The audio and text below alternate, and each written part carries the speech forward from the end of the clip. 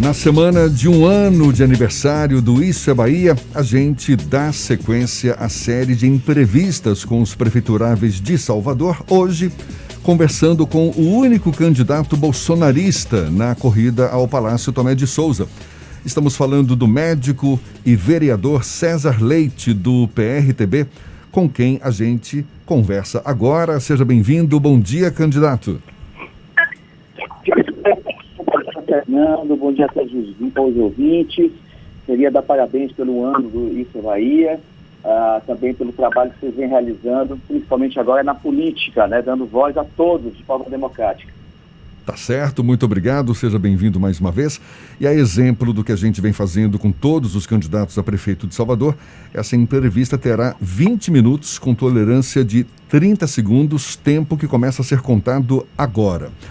Candidato, o senhor aparece em posições nada confortáveis nas pesquisas de intenção de voto realizadas até agora, com no máximo 3,9% da preferência dos eleitores. Está numa chapa puro sangue do PRTB, o seu candidato a vice, o tenente Danilo Maciel, é do mesmo partido e aparentemente não tem o apoio de nenhum outro partido, nem do próprio presidente Jair Bolsonaro, que já disse que não vai participar de nenhuma campanha. Como é que o senhor espera ter mais visibilidade e convencer o eleitor de que é a melhor opção para governar Salvador? A visibilidade a gente tem a partir, inclusive, dessa entrevista da tarde, né? A tarde ajuda muito a gente com essa entrevista, isso aqui é Bahia. O segundo ponto é que pesquisa não define nada, Jefferson. Porque assim, o Bolsonaro não seria eleito, o Zema não seria eleito, né? Você pode até ter em relação a tendências, mas definição de eleição, a pesquisa ela não determina, ela é modificada durante o percurso da eleição.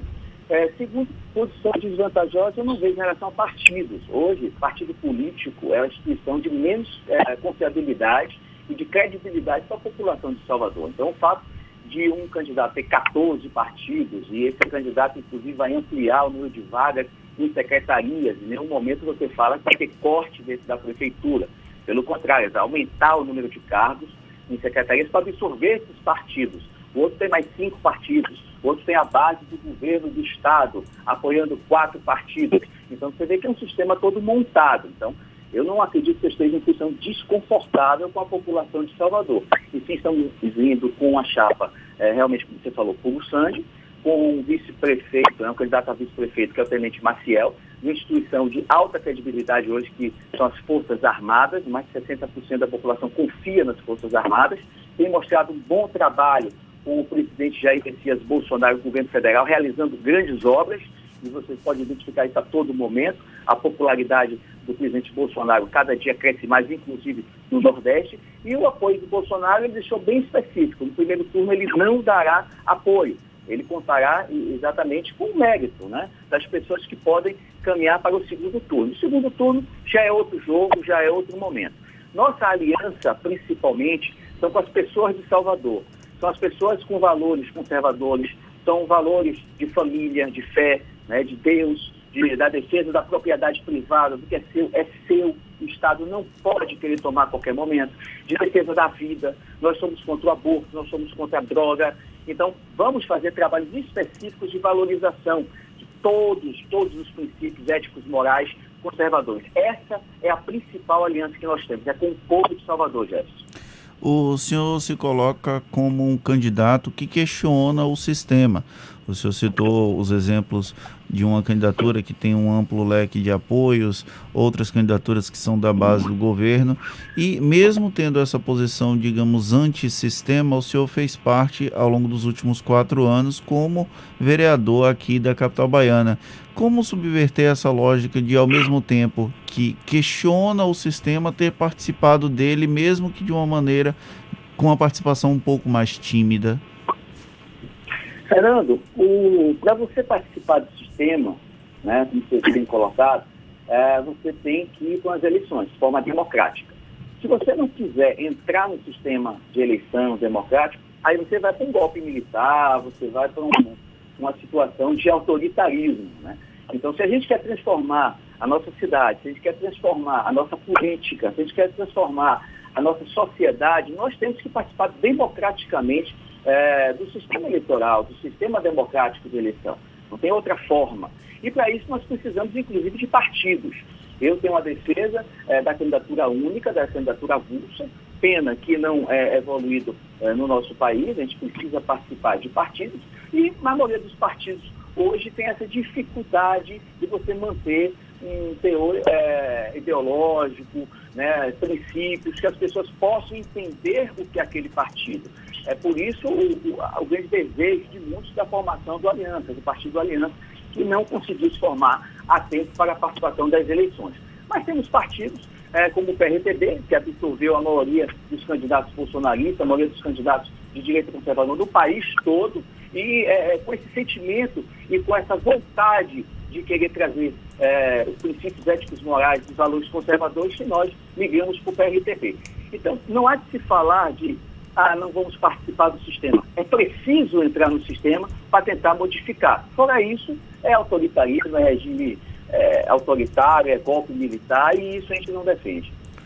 Candidato, o senhor já foi filiado ao PV, Partido Verde, também ao PSDB, já flertou com o Novo, também com a criação do Aliança pelo Brasil, não é? Partido pretendido pelo presidente Jair Bolsonaro, que ainda não vingou, e agora está concorrendo à Prefeitura de Salvador pelo PRTB, Partido Renovador Trabalhista Brasileiro. Isso não abre brecha para confundir a cabeça do eleitor em relação ao perfil que o senhor quer, que o senhor defende e quer ser identificado por ele? Não, Jefferson, excelente pergunta, Jefferson. Vamos lá. Eu entrei no Partido Verde em 2012, como a maioria das pessoas, né, que há tempos atrás não acompanhava a política de forma tão efetiva como hoje já acompanha. Antigamente você ia no barzinho e a pessoa falava de futebol, né, final da novela, outros assuntos que permeavam a discussão da sociedade. Hoje a política está na veia do brasileiro. Hoje a política está nas redes sociais, as pessoas estudam cada vez mais. E naquele momento, em 2012, foi antes, o início de 2013, a questão do impeachment, eu tenho 2 filhos com deficiência, então sempre fiz a defesa das pessoas com deficiência. E já tinha dificuldade, mesmo sendo médico, mesmo tendo acesso a serviços de saúde, de meu filho fazer alguns procedimentos simples, né? Mesmo ele tendo plano de saúde. E eu pensei, como que as pessoas que não têm condição de ter plano de saúde vão acessar o sistema de saúde? Então eu falei, só dentro da política. Foi quando eu comecei a sentir a necessidade de fazer uma interferência política para beneficiar a nossa sociedade. Aí em 2012 eu fui convidado e entrei no Partido Verde, muito imaturo, sem entender política. Aliás, o professor Olavo de Carvalho, ele fala muito bem, ele leu mais Marx do que o esquerdista. Então ele é um conservador de direita, ele leu mais Marx do que o esquerdista. E o PV foi importante para mim para entender alguns processos políticos naquela época, mas eu não entendia o que era direita e esquerda, a verdade era essa. E naquele momento, uma coisa eu tinha, eu sou e era anti-PT, então eu odiava o PT. E naquele momento a vice, inclusive, do ACM Neto foi a Célia Sacramento, todo mundo se lembra disso. Então, naquele momento, não, é o DEM, que é o anti-PT, o PV está lá, fui convidado, vamos participar. Passei pelo PV, fui para o PSDB, inclusive o principal partido contra o PT naquela época. Quem não fez campanha para o Aécio anti-PT? Muitos fizeram, eu fiz campanha para o Aécio. E a partir daí você começa a ter um aprendizado, você começa a estudar, você começa a observar. E Bolsonaro foi esse líder que mostrou que a gente tem princípios e valores conservadores, da forma que ele chegou na presidência, da forma sem utilização de fundo eleitoral, da forma sem participação e apoio de caciques políticos grandes, e ele chegou e mostrou à população, olha, nós defendemos isso. E a gente começa a se identificar, a gente começa a estudar, a gente começa a ver os valores conservadores e dizer, não, é isso que eu quero, é isso que eu estava pensando. E você se encontra. Esse foi um processo natural comigo, como diversas outras pessoas. O que importa é a coerência, sempre anti-PT. Não adianta essa propaganda que alguns estão fazendo em guerrilha, dizendo que eu estou aliado ao PT. E se apagar a minha história. Minha história está nas redes sociais, é só buscar que eu não apago nada. E nem desvio nenhum tipo de discurso. Entendeu, Jefferson? Então, essa é uma breve história. Eu até agradeço a pergunta tua para esclarecer esses ataques que eu estou recebendo via redes sociais, que é normal, né? O pessoal fica muito chateado com a questão do fake news, vou processar aquilo outro. Mas quando você tem a verdade e você pode explicar de forma verdade. Candidato? Tá, a ligação cortou um pouco, a gente vai seguir aqui com a nossa entrevista, vamos ver se ela segue normalmente. 2021, o próximo prefeito ou prefeita de Salvador terá um grande desafio, que é lidar com as consequências da pandemia do novo coronavírus. Quais são os projetos e iniciativas que o senhor pretende trazer para que a capital minimize os impactos econômicos e sociais dessa grave crise que foi instalada com o coronavírus aqui na capital? Não tenho dúvida, Fernando. A pandemia, né, desse ano, ela foi um fator intensificador, né? Ela descortinou, inclusive, a dificuldade de gestão do prefeito atual, de tomada de decisão. Ela se prorroga por vontade do gestor, né, com algumas medidas, alguns decretos que já deveriam ter avançado há muito tempo. Isso dificulta muito o comércio, o serviço em Salvador. Mas a gente tem que ter a plena noção que Salvador já vinha muito mal. Não é só a pandemia. A pandemia intensificou. Mas Salvador, há mais de 8 anos, já inclui a gestão do prefeito atual, ela sempre se posiciona como a última ou penúltima empregabilidade. Sempre Salvador permeou 16%, 17% de desemprego, de desocupados nesses 8 anos, nunca melhorou. Salvador sempre foi a 25ª, a 26ª capital em investimento, capital em desenvolvimento econômico. Então, quando fala, Salvador anda com as próprias pernas, eu não sabia que ia quebrar a perna do povo de Salvador. Essa que era a minha dúvida. Então, acabou que a prefeitura arrecadou bastante dinheiro com impostos, com IPTU, que quase dobrou o IPTU, com multas, com taxas. Então, a prefeitura ficou bem durante um tempo para pagar alguns serviços e construir algumas obras. Mas a sociedade empobreceu. Uma sociedade hoje que tem 1/4 da população de nossa cidade abaixo da linha de pobreza. Uma sociedade hoje que você não tem grandes empresas em Salvador, né, vindas de fora para empregar. Uma sociedade hoje que o comerciante ele tem dificuldade de pagar seus impostos. Uma pandemia que mostrou que o prefeito de Salvador em nenhum momento isentou o TFF, em nenhum momento suspendeu a taxa de publicidade do comércio. Imagine que Salvador é a única cidade que paga uma taxa de publicidade de uma loja privada dentro de um centro comercial privado. Não tem direito à polícia administrativa em Salvador, cobra com o seu decreto. Então, em nenhum momento houve essa iniciativa de suspender essas taxas, de suspender ou reduzir, fazer isenção de impostos. Vem com incentivos fiscais, que nós já estamos recebendo lá na Câmara de Vereadores, eu já tive a oportunidade de ler, já estou fazendo emendas, eu sou da Comissão de Finanças, colocando incentivos como redução de 20% do TFF no próximo ano, se honrar a dívida do TFF esse ano. Ora, está todo mundo com dívida. Como é que a pessoa vai honrar todas as dívidas para poder ter a redução de 20%?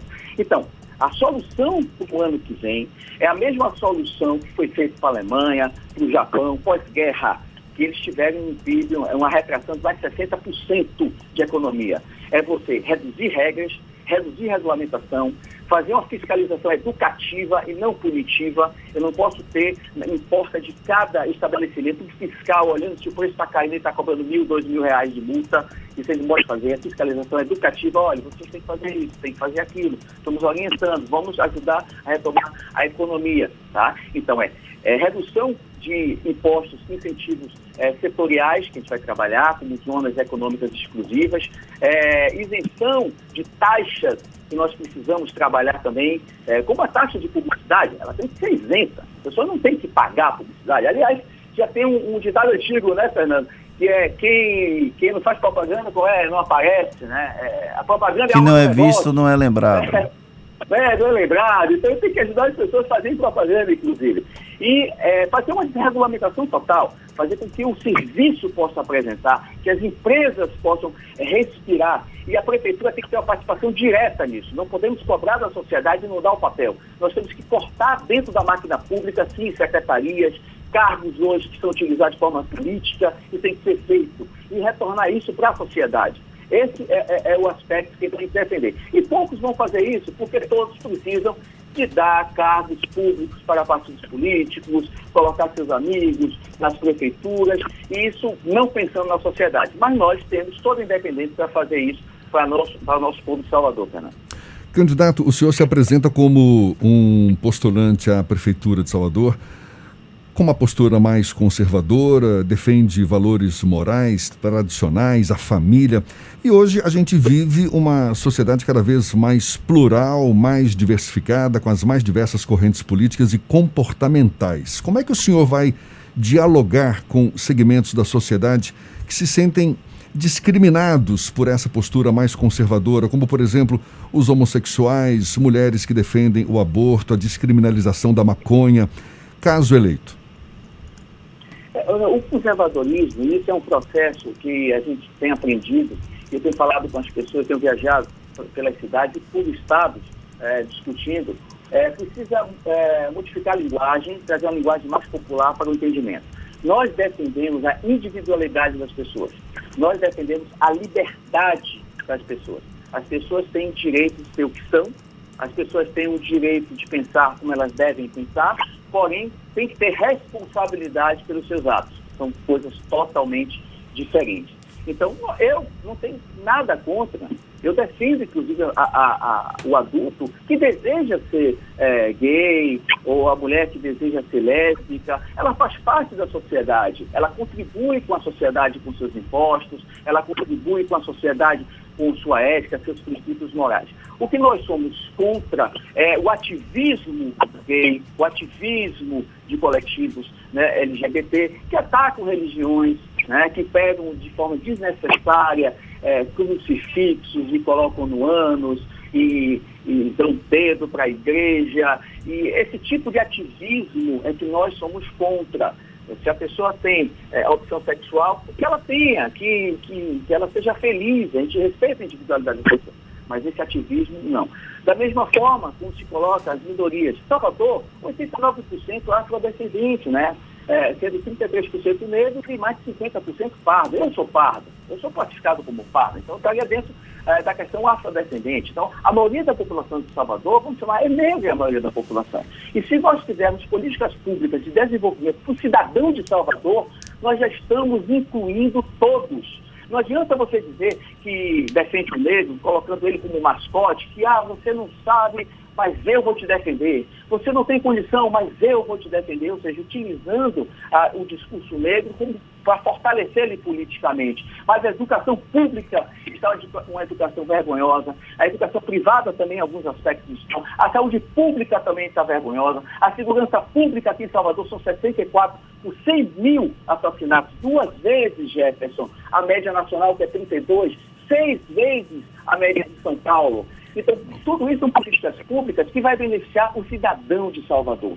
A maioria do povo de Salvador também é negro. E nós vamos beneficiar a todos, sem nenhum tipo de segregação. É esse tipo de trabalho, esse tipo de força que eu quero trazer para Salvador. Unir Salvador, lembrar as tradições de nossa cidade, lembrar as raízes de nossa cidade. Salvador precisa voltar a ser grande outra vez. Já foi a maior cidade das Américas, já foi uma das cidades mais ricas do mundo. Está caindo no esquecimento por causa de temas como esse, colocando acima do bem da sociedade. E nós vamos trabalhar por políticas públicas decentes que possam englobar todas as pessoas na cidade. Candidato, apenas a título de esclarecimento, o uso mais adequado agora não é a opção sexual, porque a pessoa não escolhe ser gay, a pessoa não escolhe ser lésbica, é orientação sexual apenas para ajudar os nossos ouvintes a entenderem essa questão.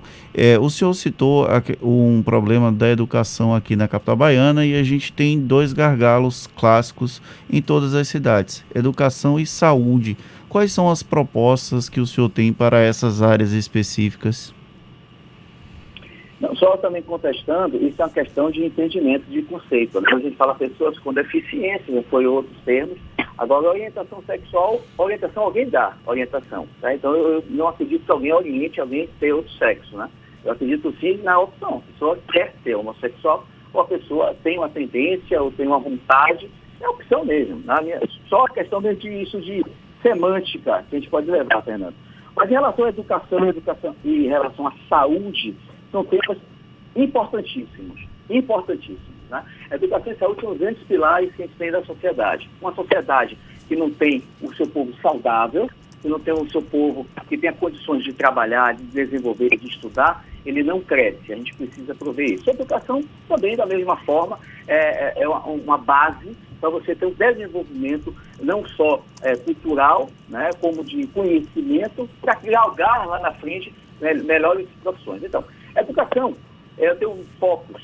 Um dos focos é a educação cívico-militar.